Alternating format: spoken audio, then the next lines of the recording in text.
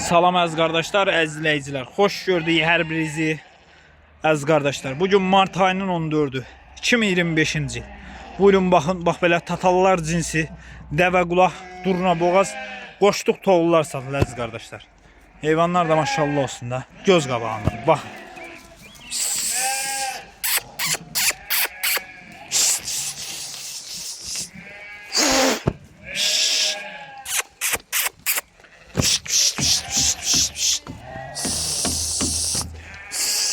Kim hansını istəyirsə gəlib ala bilər.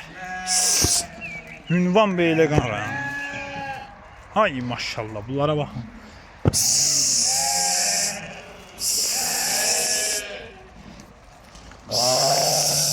Hamısı toğludur əziz qardaşlar. Heç birisi diş vurmuyor. Ha belə hamısı qoşduq eləyən toğullar.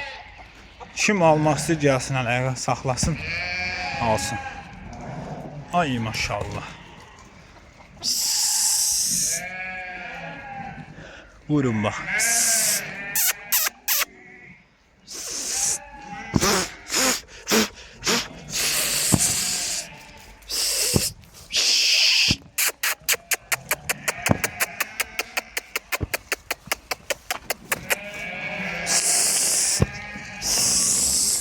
Hərəsi bir dana da. Elə belə heyvanlardır.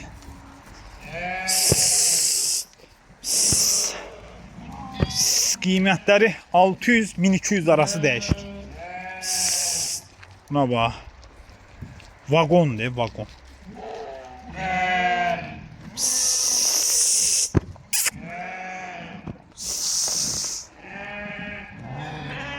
Kim almaq istəyirsə əlaqə saxlaya bilər. Əlaqə nömrəmiz səhifədə qeyd olunub.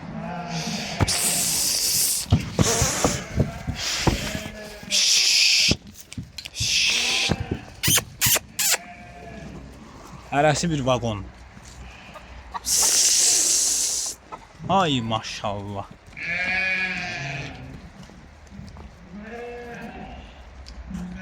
Buyurun bax.